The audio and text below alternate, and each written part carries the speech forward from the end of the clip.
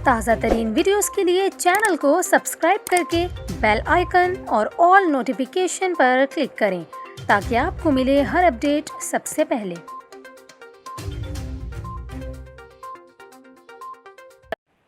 और यहाँ पर आपको ख़बर दें, शहर कायद वाले हो जाएं तैयार क्योंकि इस बार मॉनसून का आगाज़ मामूल से कबल होने का इम्कान बताया जा रहा है। महकमा मौसमियात के मुताबिक मॉनसून हवाएं कराची में जून के वस्त में दाखिल हो सकती हैं, जबकि इस बार मॉनसून के दौरान मामूल से ज़ायद बारिशों का इम्कान है। महकमा मौसमियात ने बताया कि मॉनसून को सपोर्ट करने वाला तमाम सिस्टम इस वक्त ताकतवर हैं। मॉनसून के 5 से 6 ताकतवर सिस्टम कराची को मुतासर कर सकते हैं। इसके अलावा महकमा मौसमियात का कहना है कि जून के वस्त तक मौसम गर्म और मरतूब ही रहेगा। अलबत्ता 15 जून के बाद मतला अबर आलूद रहना शुरू होगा। महकमा मौसमियात के मुताबिक बहीरा अरब में भी हवा के कम दबाव बन सकते हैं। मुल्क में मामूल से ज़ायद गर्मी और बहीरा अरब का ज़ायद दर्जा हरारत मॉनसून को तक़वियत बख्शेगा।